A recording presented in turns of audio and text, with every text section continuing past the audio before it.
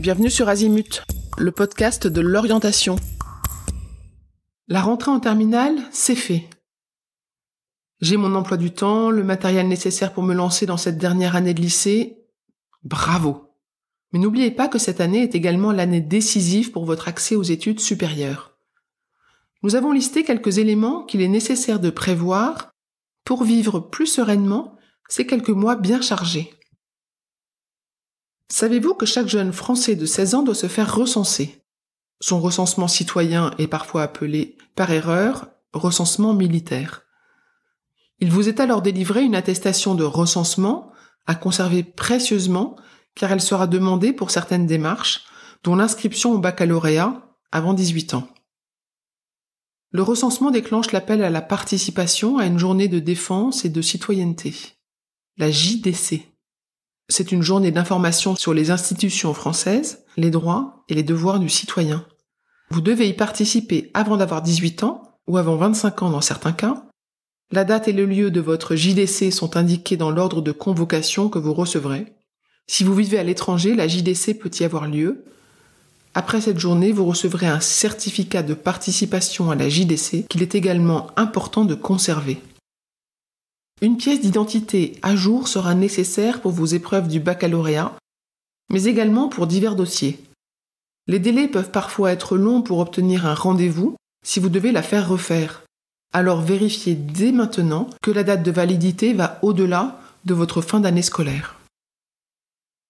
L'inscription à Parcoursup sera d'autant plus simple que vous aurez anticipé les informations requises. Vous aurez besoin d'une adresse email qui sera opérationnelle, à laquelle vous aurez accès et que vous consulterez régulièrement tout au long de la procédure Parcoursup. C'est le moment de retrouver le mot de passe pour pouvoir l'installer sur votre téléphone mobile et sur votre ordinateur. Votre numéro d'INE, c'est-à-dire Identifiant National Élève, vous sera demandé si vous préparez le baccalauréat. Vous l'avez déjà utilisé en première. Cet identifiant est composé de 10 chiffres et une lettre ou de 9 chiffres et 2 lettres. Si vous ne le retrouvez pas, prenez contact avec le secrétariat de votre établissement actuel. Cet identifiant s'appelle INAA en lycée agricole. Les élèves ayant suivi leur scolarité à l'étranger hors des lycées français, il faudra que vous cochiez la case « Je n'ai pas d'INE ».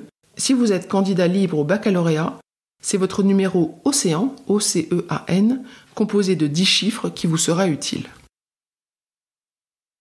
Ayez à disposition vos derniers bulletins scolaires, le relevé de notes du baccalauréat si vous en êtes déjà titulaire. Normalement, vos bulletins scolaires sont transmis par votre lycée et les notes du baccalauréat sont transmises par le rectorat à la plateforme. Mais en cas de non-transmission, vous devrez alors saisir vous-même vos bulletins scolaires. Et enfin, pour les élèves souhaitant intégrer une classe préparatoire aux grandes écoles, avec internat, ou si vous souhaitez effectuer une simulation d'attribution de bourse sur critères sociaux, vous aurez besoin de fournir le dernier avis d'imposition des parents ou du tuteur de l'élève.